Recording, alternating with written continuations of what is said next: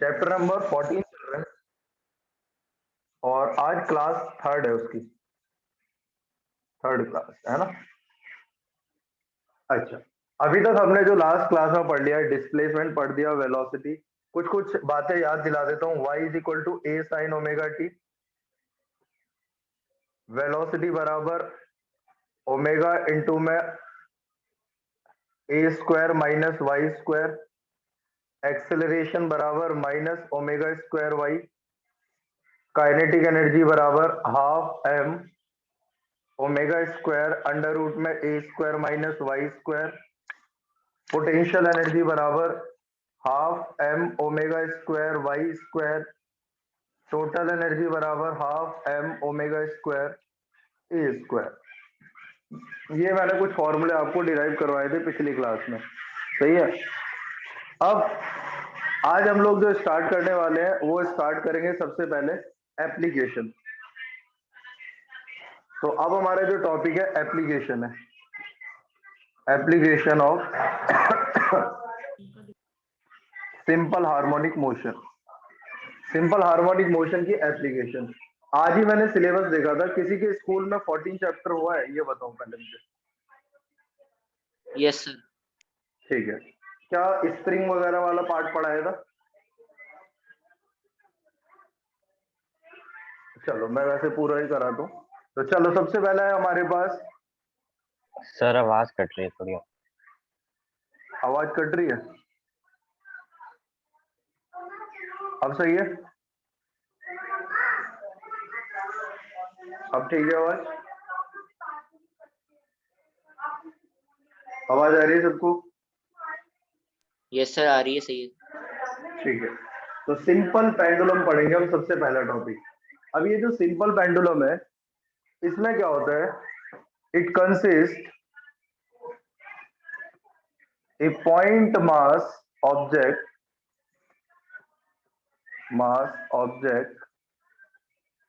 जिसको हम बॉब बोलते हैं, connected to a weightless inextensible string. कहा गया कि अगर हमें कोई सिंपल पेंडुलम बनाना है तो एक वेटलेस स्ट्रिंग लो, तार धागा वायर जो भी, और इनएक्सटेंसिबल, और एक उस पर पॉइंट मास लगा दो। असलियत में देखा जाए तो कोई भी ऑब्जेक्ट पॉइंट मास नहीं होता। अगर वो पॉइंट मास नहीं है तो इसका मतलब ये हुआ, मतलब कोई भी बॉडी पॉइंट मास नहीं होती। इसका मतलब कोई भी ऑब्जेक्ट सिंपल पेंडुलम हो ही नहीं सकता। कोई भी स्ट्रिंग वेटलेस नहीं होती। आप जो भी धागा, रस्सी, वायर, तार जो भी लोगे, कुछ ना कुछ तो उसका मास होगा ही होगा। तो कोई भी पेंडुलम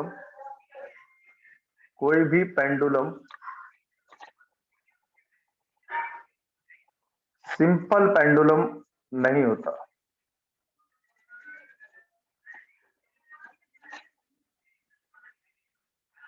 अगर मैं बोलूं आइडियल सिंपल पेंडुलम कौन हुआ, तो आइडियल सिंपल पेंडुलम का मतलब वेटलेस स्ट्रिंग होगी, पॉइंट मास होगा, और ये मेरे पास जो है ऐसा पॉसिबल ही नहीं है। कोई भी बॉडी, कोई भी ऑब्जेक्ट पॉइंट मास नहीं होता, तो आइडियली तो हम नहीं बना सकते ना, जो उसकी असली वो है। पर हाँ, हम लोग जो पेंडुलम पढ़ने वाले हैं उसमें हम एक स्ट्रिंग लेंगे और उस स्ट्रिंग में एक वेट लटका हुआ होगा और उस वेट को बोलेंगे हम बॉब। ये बात समझ में आ गई आप लोगों को? Yes sir. ठीक है, अब इसका स्क्रीनशॉट ले लो। अब इसी को हमें आगे कंटिन्यू कर, इसका स्क्रीनशॉट ले लो एक बार, फिर मैं इसको आगे पढ़ा देता हूँ। दे रही है सर। तो बच्चों अब याद क्या रखना है, कोई भी आइडियल तो नहीं हो सकता, मतलब बिल्कुल जो सही है, बिल्कुल सिंपल पेंडुलम जो आइडियल की कंडीशन कहती है वो तो पॉसिबल नहीं है। लेकिन हम सिंपल पेंडुलम जो पढ़ते हैं वो ऐसे पढ़ते हैं कि स्ट्रिंग होती है, कि स्ट्रिंग में क्या कहते हैं, एक मास लटका हुआ होता है और एक एंड को हम फिक्स कर देते हैं उसके, और पेंडुलम ऑसिलेट कर रहा होता है। अब हमारा जो टॉपिक है यहाँ पर, वो टॉपिक ये है हमारे पास, पहली एप्लीकेशन स्टार्ट कर रहा हूँ, क्वेश्चन की फॉर्म में लिखा देता हूँ। derive an expression for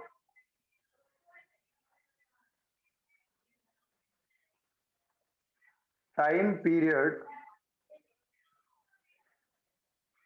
of simple pendulum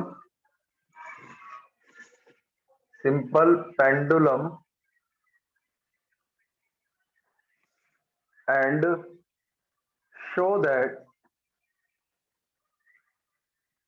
for a small angle oscillation is simple harmonic motion। हमें टाइम पीरियड निकालना है एक तो उसका, और हमें ये भी शो करना है कि जो स्मॉल डिस्प्लेसमेंट के लिए, स्मॉल एंगल के लिए जो ऑसिलेशन होगा पेंडुलम का, वो सिंपल हार्मोनिक मोशन होगा। देखिए भाई, बड़ा ही सिंपल है। मान लो ये एक रिजिड सपोर्ट है, इससे मैंने एक धागा लिया, यहाँ पर ये बॉब है, इस बॉब का मास m है। ये बॉब जो है अभी अपनी स्टेबल पोजीशन पर है, अर्थात इक्विलिब्रियम पोजीशन पर है, इक्विलिब्रियम पोजीशन। अभी इस पे दो फोर्स लग रही होंगी, एक तो बॉडी का वेट नीचे की तरफ और एक रस्सी की वजह से टेंशन ऊपर की तरफ, और वो टेंशन वेट के द्वारा बैलेंस हो रही होगी, इसलिए नेट फोर्स अभी इस पे 0 है। और अगर नेट फोर्स 0 है तो इसका मतलब ये इसकी इक्विलिब्रियम पोजीशन है। अब इस पेंडुलम को मैंने कुछ यहां पर ले आया, फोर्स लगा के मैं इसको यहां पर ले आया। अगर मैं पेंडुलम को यहां से यहां पर ले आया, मान लो इसकी स्ट्रिंग की लेंथ L है, पेंडुलम की लेंथ जिसको हम बोल रहे हैं लेंथ L है इसकी। अब ये यहां से यहां पर आ गया, ये दूरी इज कॉल्ड डिस्प्लेसमेंट, जो y के बराबर है, और ये इसका एंगल हो गया थीटा। अगर आप ध्यान से देखो, ये जो बॉब अब यहां पर है, इसका वेट तो वर्टिकली डाउनवर्ड नीचे लग रहा होगा mg। इस mg के दो कंपोनेंट बना लेता हूं मैं। अगर ये एंगल थीटा है तो ये एंगल भी थीटा होगा, अगर ये एंगल थीटा है तो ये एंगल भी थीटा होगा। तो ये कितना हो जाएगा, mg cos थीटा, और ये वाला हो जाएगा mg sin थीटा। तो इसको यहां पर ना लगा के यहां दिखा देंगे हम, mg sin थीटा। अब देखो बच्चों, ये जो हमारी mg फोर्स थी, इस mg फोर्स के दो कंपोनेंट हो गए, mg cos थीटा और एक mg sin थीटा। अब mg cos थीटा क्या कर रहा होगा, वो टेंशन को बैलेंस कर रहा होगा, रस्सी में जो टेंशन है, जो जिसकी वजह से खिंचाव आएगा रस्सी में, तो mg cos थीटा तो रस्सी में टेंशन बैलेंस कर रहा होगा। और ये mg sin थीटा अगर आप देखो तो इक्विलिब्रियम पोजीशन, या फिर इसको बोलते हैं मीन पोजीशन। तो ये जो mg sin थीटा है वो मीन पोजीशन की तरफ लग रहा है, तो mg sin थीटा इसको रीस्टोरिंग फोर्स प्रोवाइड कर रहा होगा, और mg cos थीटा रस्सी को टेंशन दे रहा होगा, जिसकी वजह से रस्सी खिंची हुई रहेगी। तो देखना जरा, consider a pendulum of length L, mass of Bob m। Bob मतलब ये जो यहाँ पर बॉडी लगी हुई है ना। अब mg sin theta provide restoring force. तो जो mg sin थीटा है वही रीस्टोरिंग फोर्स प्रोवाइड कर रहा होगा।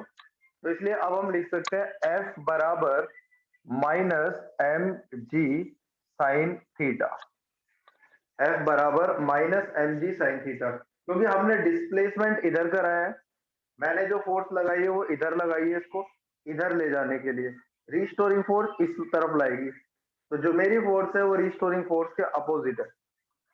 अब from Newton second law, Newton के सेकंड लॉ से फोर्स तो लिखा जा सकता है mass into acceleration, mass into acceleration. तो फोर्स की जगह हो जाएगा m इंटू में a बराबर minus mg sine theta, m से m कैंसिल हो जाएगा, एक्सेलरेशन आ जाएगा माइनस g साइन थीटा। अब अगर हमारे पास, याद रखना, angle is small, angle is small. अगर ये एंगल स्मॉल है, अगर ये एंगल स्मॉल है, याद रखना, अगर ये एंगल स्मॉल है तो साइन थीटा में से आप साइन को नेग्लेक्ट कर देंगे। अगर ये एंगल स्मॉल है, ट्रिग्नोमेट्री में कंडीशन पढ़ाई जाती है, अगर एंगल बहुत स्मॉल होता है, एंगल बहुत छोटा होता है, तो हम ट्रिग्नोमेट्रिक फंक्शन को नेग्लेक्ट कर देते हैं। इसका मतलब यहाँ पर जो साइन थीटा है उसमें से साइन को नेग्लेक्ट कर देंगे तो थीटा हो जाएगा। तो थीटा कितना हो जाएगा? एंगल, एंगल बराबर क्या हो जाएगा? आर्क अपॉन में रेडियस। ये सेक्टर बन गया एक, ये भी एल है, ये भी एल है, ये वाई है, तो एंगल बराबर आर्क अपॉन में रेडियस का काम करेगा ये। तो थीटा बराबर कितना हो गया? Y by l. अब बच्चों ए बराबर कितना आ गया? Minus g y by l. यहां पर जो g है वो एक्सेलरेशन ड्यू टू ग्रेविटी है, कांस्टेंट है। l length of string constant है, तो acceleration is directly proportional to minus y आ गया। अगर आप acceleration directly proportional to minus y prove कर देते हैं तो इसका मतलब यही हमें प्रूव करना था। This is the condition of simple harmonic motion. Therefore, oscillation of pendulum is simple harmonic motion. अब ये तो हमने पेंडुलम के लिए निकाला है एक्सेलरेशन। अब देखना यहां पे लिखूंगा acceleration for simple harmonic motion, और एक्सेलरेशन का फॉर्मूला पढ़ा था minus omega square Y. Acceleration का फॉर्मूला होता है minus omega square Y simple harmonic motion में। इसका स्क्रीनशॉट ले लो।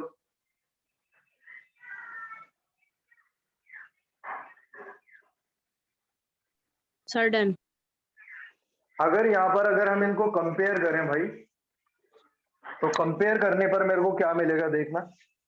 अगर मैं इन दोनों को कंपेयर कर दूं तो देखो क्या मिलेगा भाई। यहाँ पर y के साथ कितना है? ओमेगा स्क्वायर माइनस का। यहाँ पर y के साथ कितना है? जी बाई एल माइनस का। भाई जो हमारी इक्वेशन होती है वो a बराबर माइनस ओमेगा स्क्वायर वाई होता है। यहाँ पर एक्सेलरेशन है माइनस जी एल वाई। तो यहाँ से अगर हम कंपेयर करते हैं तो ऑन कंपेयरिंग ओमेगा स्क्वायर बराबर आ गया जी बाई एल।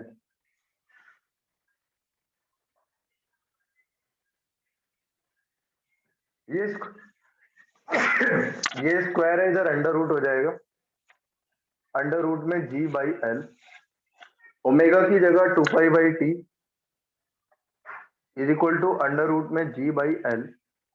अब दोनों को उल्टा कर दो यहां से।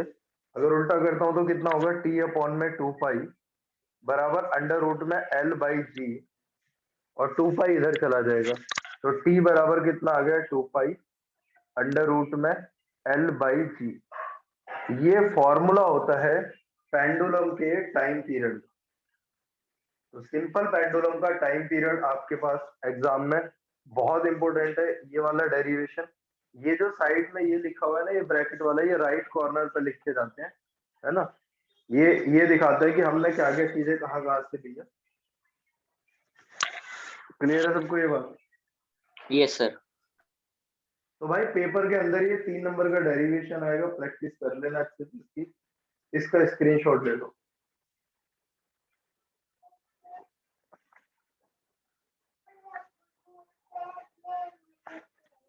हो गया? Yes sir.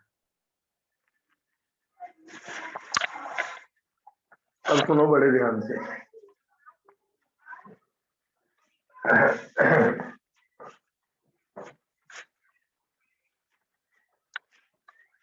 इसमें कुछ चीजें होती हैं इसमें जो हमें याद रखनी है। जैसे पहला एग्जांपल देता हूं ऐसे करके, स्पेशल केस है, या मान लो जैसे इसके रिगार्डिंग जो भी पूछा जा सकता है। पहली बात भाई, हमें पता है अगर मेरे से बोले इफेक्ट ऑफ टेम्परेचर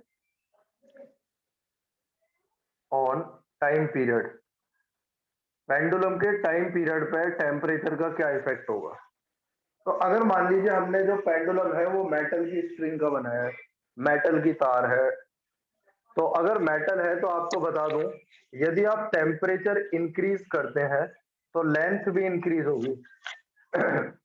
हमने पढ़ा था थर्मल एक्सपेंशन। थर्मल एक्सपेंशन में हमने पढ़ा था अगर हम हीट करेंगे किसी सब्सटेंस को तो वो एक्सपेंड हो जाता है। और अब हमने क्या पढ़ा है, टाइम बराबर 2 पाई अंडर रूट में एल बाई जी। इसका मतलब ये हुआ अगर मैं टेम्परेचर बढ़ाता हूं तो लेंथ बढ़ जाएगी, और अगर लेंथ बढ़ जाएगी तो टाइम पीरियड भी बढ़ जाएगा, तो टाइम पीरियड इंक्रीज हो गया। अगर मयंक एक बात सोच, अगर टाइम पीरियड बढ़ गया तो पेंडुलम का जो स्पीड है वो बढ़ गई या घट गई? सारे लोग सोचो, अगर टाइम ज्यादा ले रहा है तो स्पीड कम हो गई कि ज्यादा हो गई हो? सर घटेगी स्पीड। घटेगी, क्योंकि जब तो ज्यादा टाइम ले रहा है। भाई पेंडुलम मान लो पहले ले रहा था 4 सेकंड एक ऑसिलेशन करने में, अब मान लो 6 सेकंड ले रहा है, ज्यादा समय ले रहा है, इसका मतलब स्पीड कम हो गई।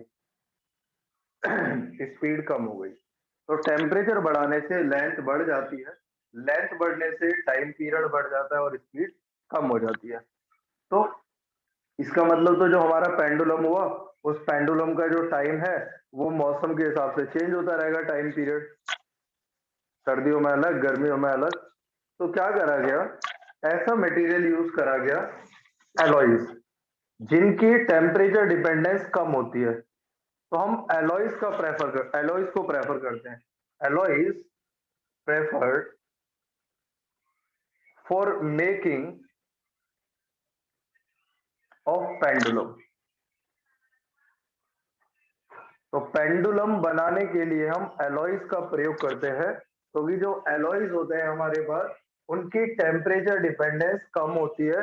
टेम्परेचर बढ़ाने पर, हीट देने पर इनमें थर्मल एक्सपेंशन कम होता है as compare to metal. Clear है सबको ये बात? तो पेपर में अगर क्वेश्चन आए दो तरीके से आ सकता है।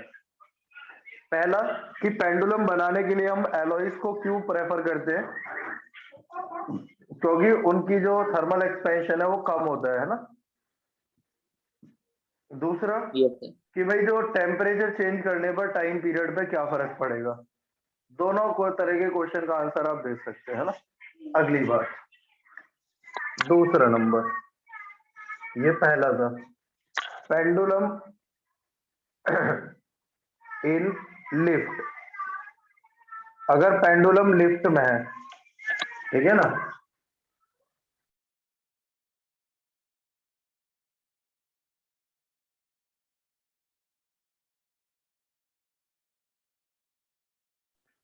तो पेंडुलम अगर लिफ्ट में है तो ये कंडीशन हो सकती है, लिफ्ट एट रेस्ट। अगर ये लिफ्ट रेस्ट पर है तो देखना जरा, ये पेंडुलम है, इसमें लटका हुआ है, लिफ्ट रेस्ट पर है, तो टाइम पीरियड का फॉर्मूला होगा 2 पाई अंडर रूट में एल बाई जी, ये होगा फॉर्मूला। ये नॉर्मल समय मान लो, है ना। अब लिफ्ट चलने लग गई, लिफ्ट एक्सेलरेट कर रही है, एक्सेलरेटेड अपवर्ड। अच्छा भाई एक बात याद करो, मैंने आपको पढ़ाया था, जब हम लिफ्ट में चलते हैं या लिफ्ट में होते हैं तो अगर लिफ्ट ऊपर की तरफ एक्सेलरेशन कर रही है तो हमें वजन ज्यादा फील होता है कि कम फील होता है? अगर लिफ्ट ऊपर जाती है भारी फील होता है कि हल्का? सर भारी फील होता है। सर कहाँ कब जारी होती है? जब लिफ्ट ऊपर की तरफ जाएगी, एक्सेलरेट कर रही है ऊपर की तरफ, मान लो ग्राउंड फ्लोर से तुम बैठे और 5वें फ्लोर पे जाना है तुम्हें, तो लिफ्ट ऊपर की तरफ चलेगी, तो बताओ तुम्हें भारीपन फील होगा कि हल्कापन? 5वें चैप्टर में पढ़ा है। सर भारी सर कुछ पता नहीं चलता, कभी भी बंद होता है, खुलते ही 5वें फ्लोर पे आ जाता है ना, तो अबे पता नहीं चुप रहे चलता। यार, तूने ध्यान नहीं दिया ना, और पढ़ने के बाद भी ध्यान नहीं दिया तो भाई साहब ये तो माँ बेवकूफी हो गई यार। चलो मैं बताता हूँ ना फिर, अब की बार देखना, सुनो। तो ऊपर जाता है तो भारीपन फील होता है। चल एक बात छोड़ आदित्य, ये सोच, अगर मैं तेरे हाथ में एक रस्सी दे दूं और तेरे को छत पे खड़ा कर दूं और उस रस्सी में 5 किलो वजन टांग दूं, तो तेरे को उस वजन को ऊपर खींचने में ज्यादा ताकत लगानी पड़ेगी या नीचे छोड़ने में? ऊपर करने में ज्यादा ताकत लगेगी, नीचे बस छोड़ने तो में बस बहुत। कम लगेगी, सही है ना। तो वही सीन है, क्योंकि ऊपर खींचने पे हमारे पास जो एक्सेलरेशन हो जाएगा इसका वो हो जाएगा g प्लस ए हो जाएगा। पहले कितना था नॉर्मल कंडीशन में? g था जब लिफ्ट रेस्ट पे थी, और अब कितना है हमारे पास? g प्लस ए।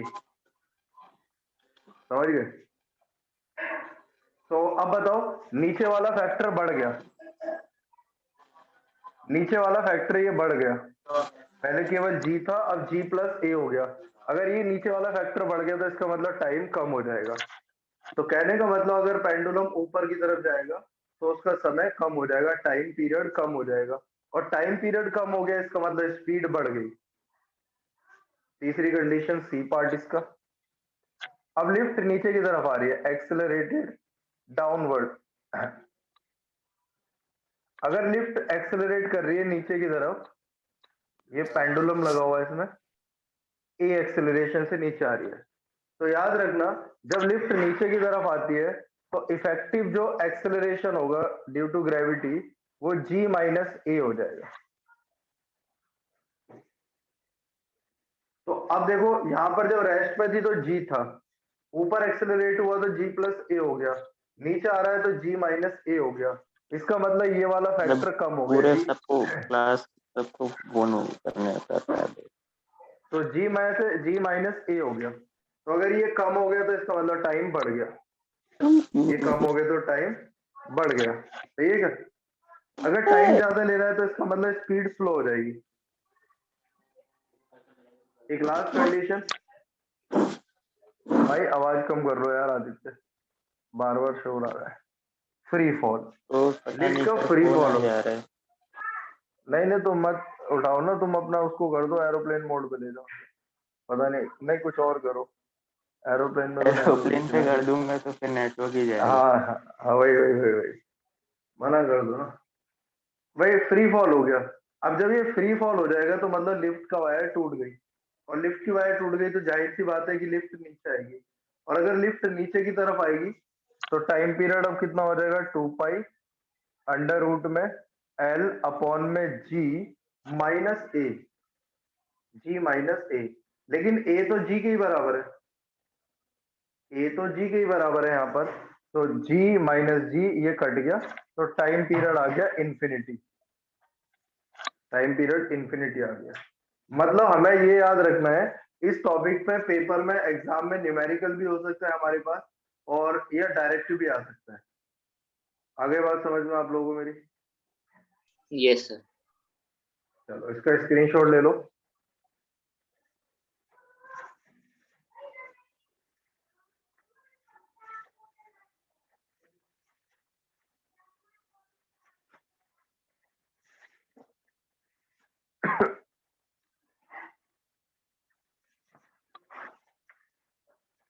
हो गया?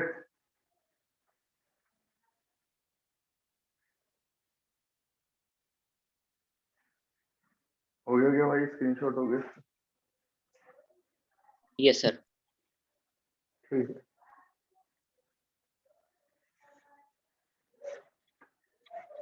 चलो ये हो गया। यहाँ पर अगले पे आते हैं, ध्यान से देखना।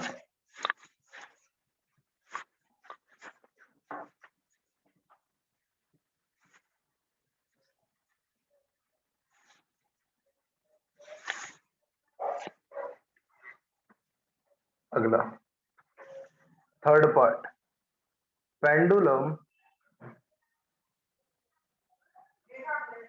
इन अ ट्रक। अगर कोई पेंडुलम को हमने ट्रक में लगा दिया मान लो, लाइक ऐसे,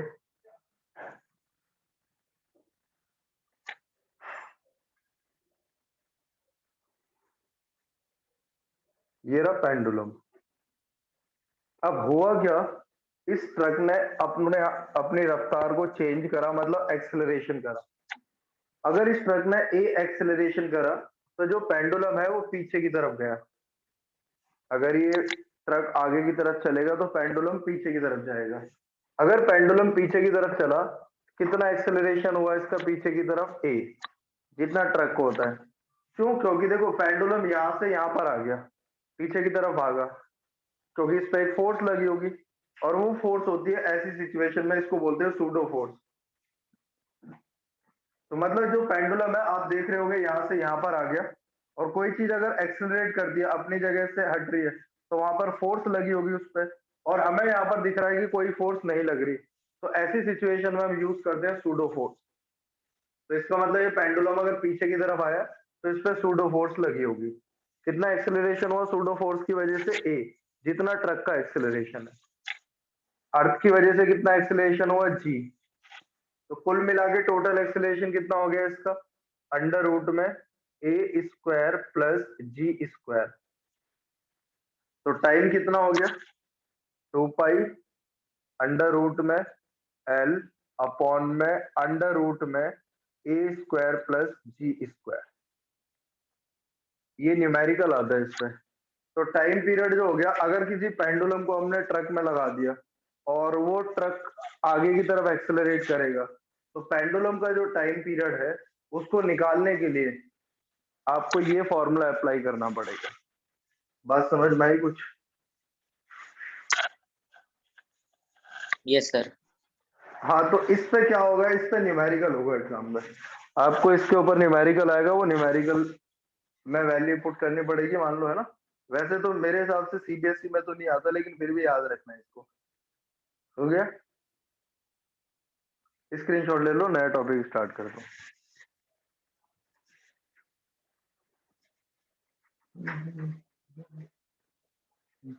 Sir, done. ठीक है, अब आगे करते हैं अगला टॉपिक। वैसे मेरे हिसाब से तो कोर्स में यही वाली एप्लीकेशन है, क्योंकि मैंने बाकी जगह तो कराई है सारी, पर अब कोर्स में मैंने देखा तो वो थी नहीं बाकी एप्लीकेशन जो थी, पर मैं करा दे रहा हूँ, तुम्हें ध्यान देना जरा। ठीक है, अगली क्लास में ये खत्म हो जाएगा चैप्टर।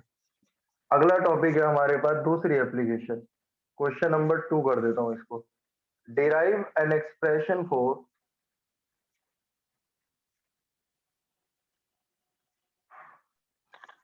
ये अपने क्लास रिकॉर्डिंग में भेजी थी पिछले क्लास की।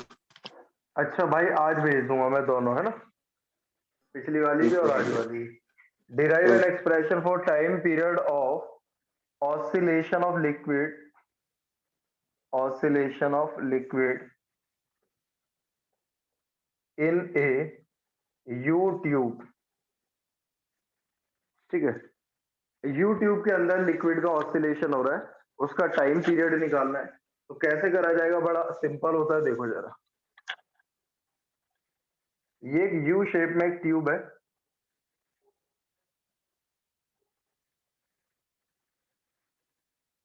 ये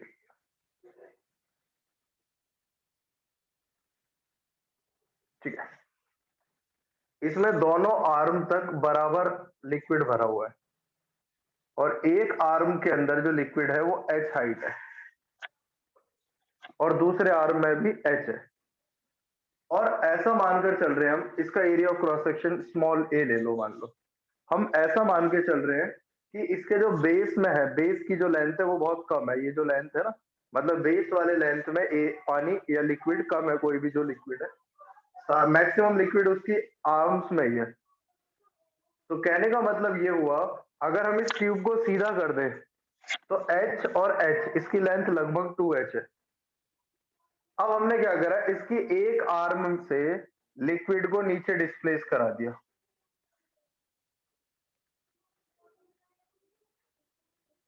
देखो कैसे, यहाँ पे ये ऐसे है,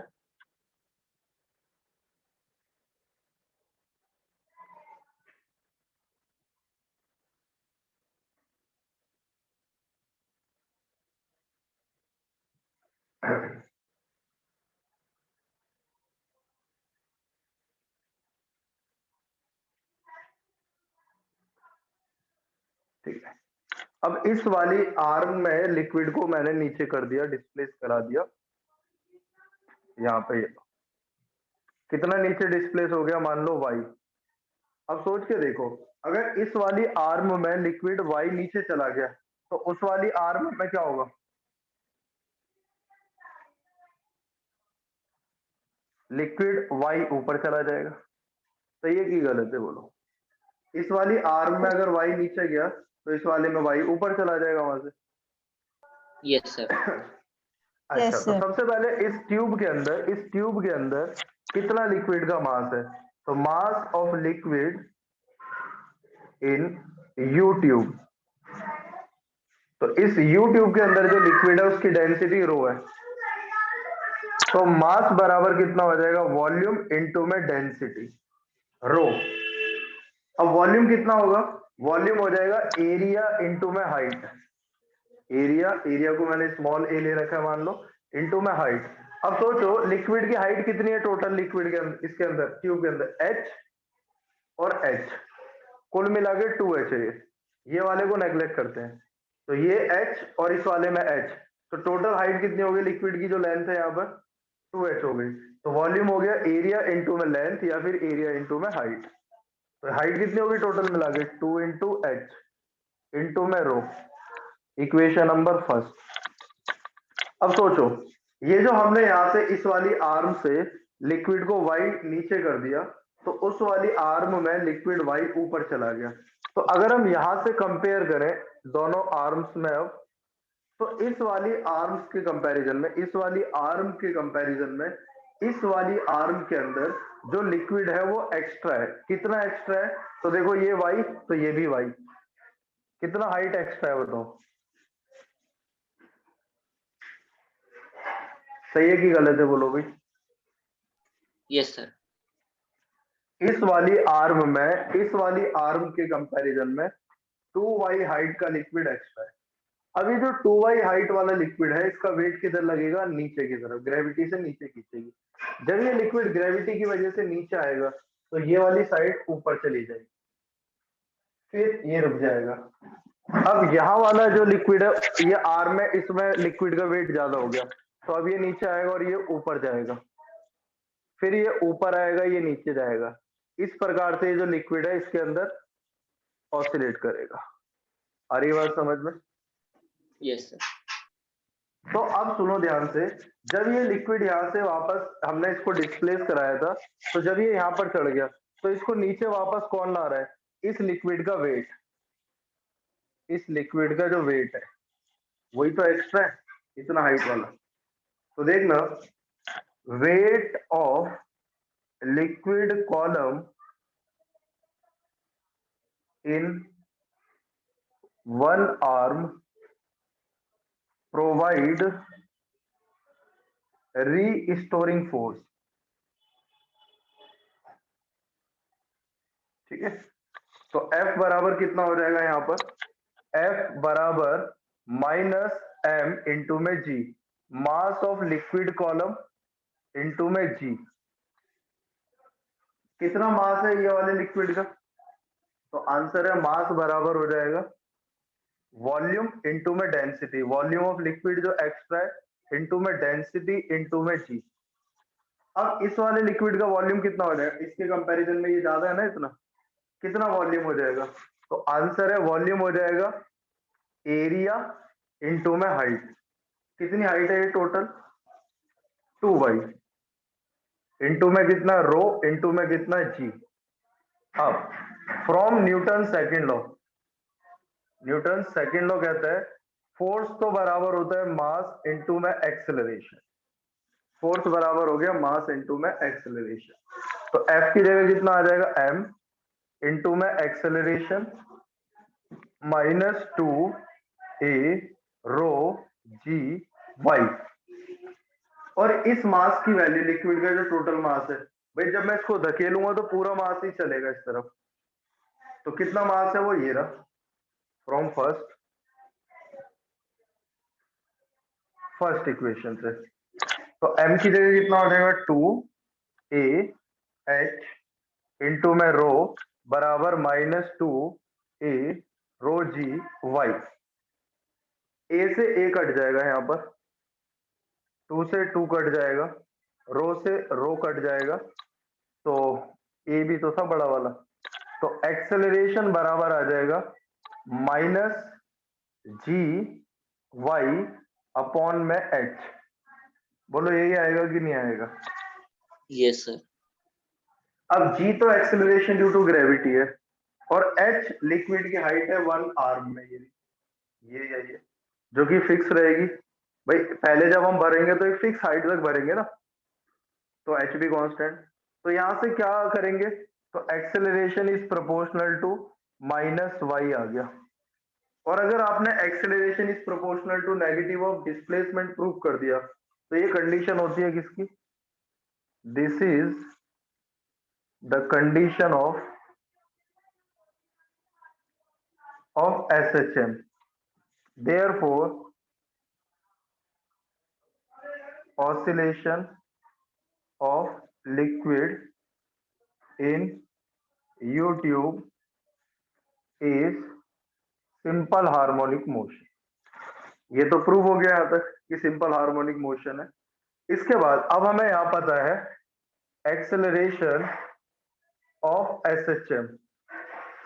एक्सेलरेशन बराबर होता है माइनस ओमेगा स्क्वायर वाई। इसका स्क्रीनशॉट ले लो।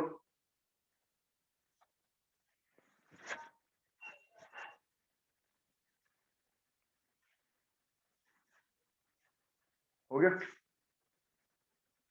Yes sir. अब अगर यहां से ये हो गया तो अब क्या होगा, बस कंपेयर करना है।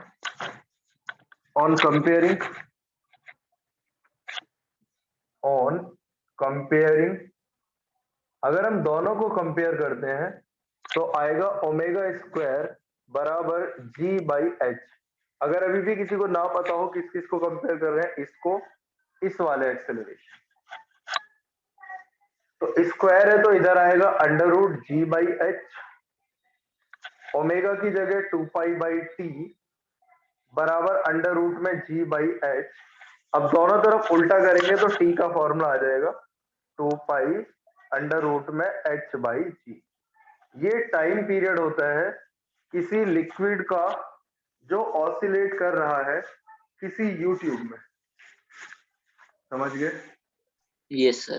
सेकंड एप्लीकेशन है ये सिंपल हार उसकी एसएचएम की। इसका स्क्रीनशॉट ले लो। Sir done. ठीक है जी, अगले पे आ जाते हैं। अगला है ऑसिलेशन। इसको भी स्क्रीनशॉट ले लेगा तुम लोगों ने, इनको पढ़ लेना। जिसमें से पेंडुलम वाला तो भाई 3-4 बार लिख लेना और आराम से पेपर में आएगा, ये ध्यान रखना इस बात को। पेंडुलम वाला बहुत इंपॉर्टेंट है। चलो आगे बढ़ते हैं। अगला है question, derive an expression for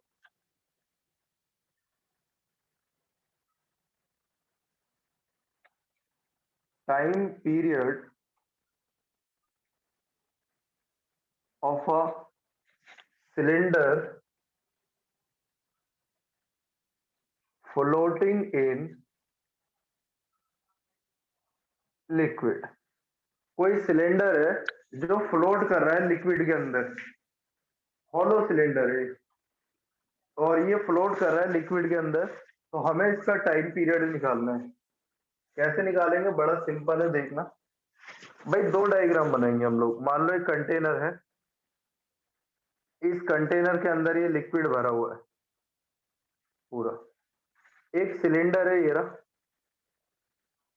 cylinder, hollow cylinder है और ये ऐसे डूबा हुआ है इतना इसमें, ठीक है। इस सिलेंडर का जो कुल हाइट है h है वो, और area of cross section a है, डेंसिटी इसकी रो है, डेंसिटी लिक्विड इसकी इसकी सॉरी सिग्मा है, मटेरियल की डेंसिटी इसकी कितना है, सिग्मा।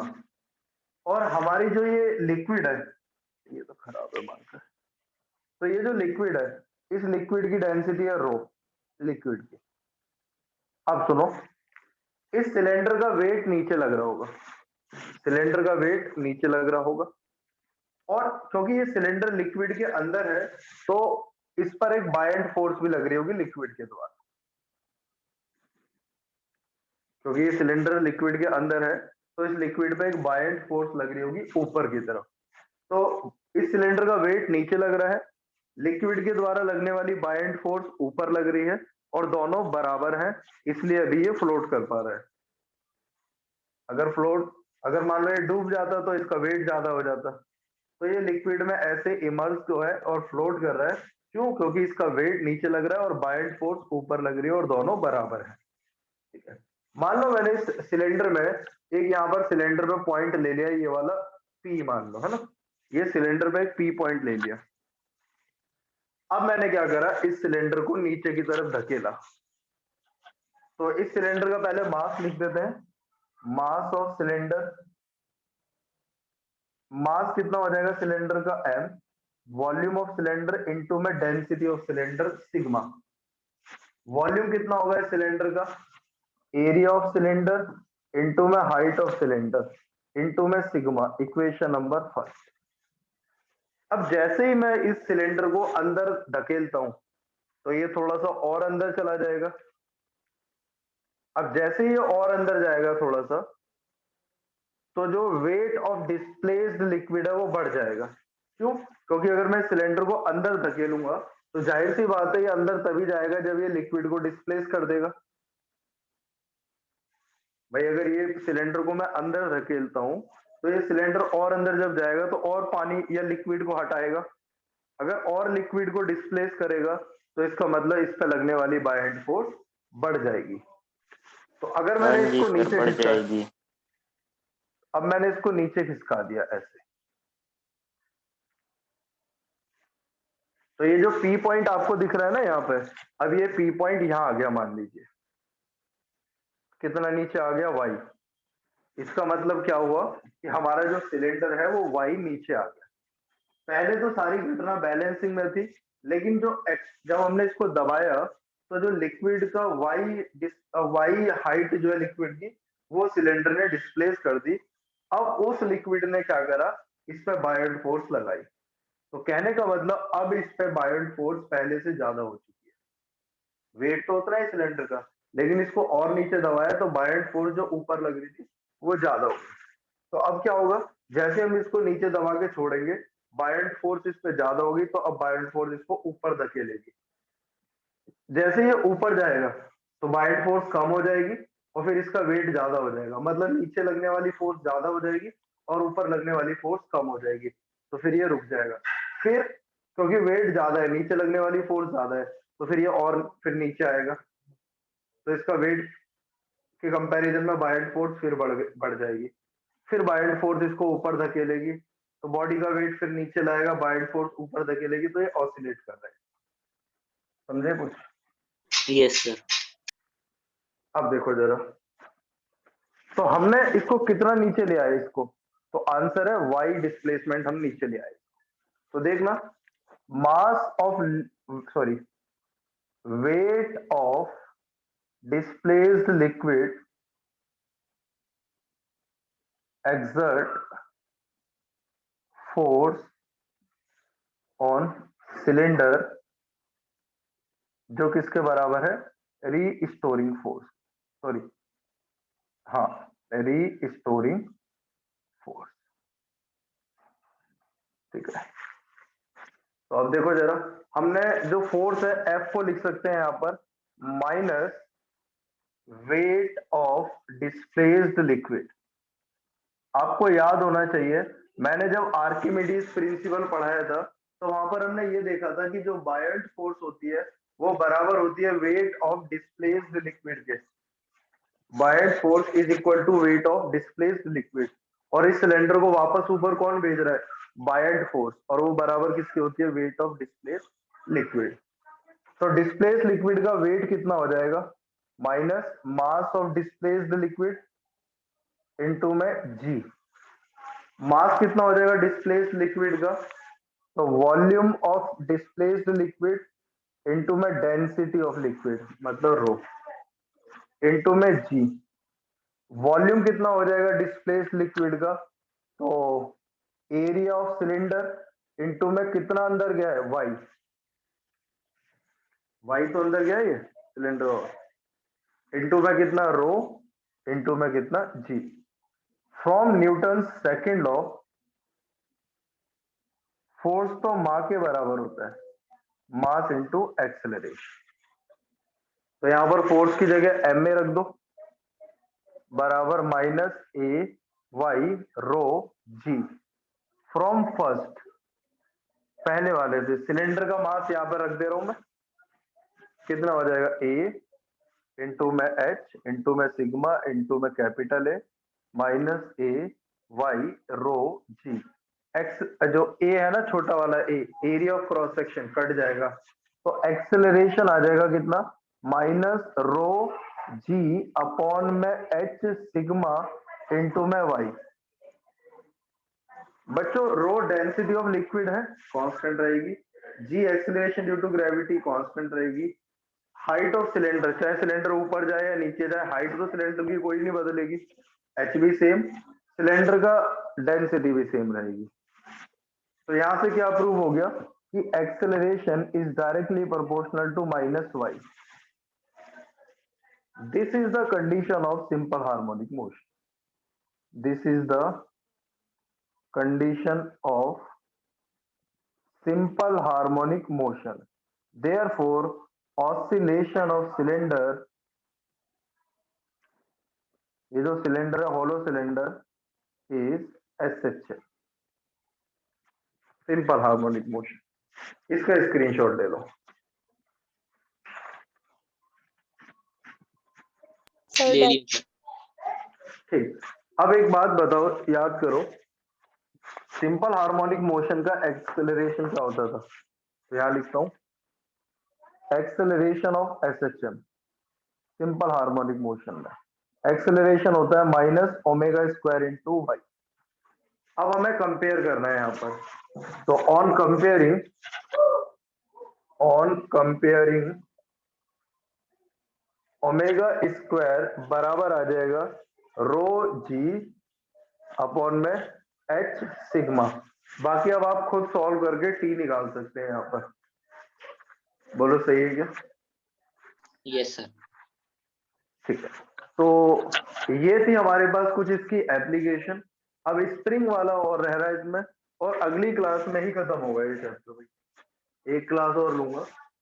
तो अब हम जो करेंगे अगली क्लास में इसके चैप्टर की क्या कहते हैं इसको कंप्लीट करेंगे, और अब जो क्लास लेंगे अगली वाली में ही लेंगे, है ना।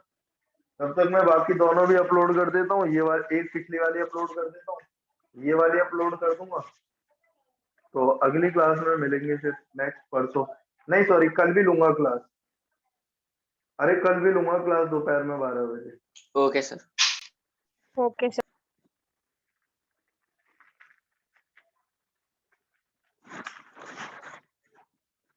चलो कल मिलेंगे।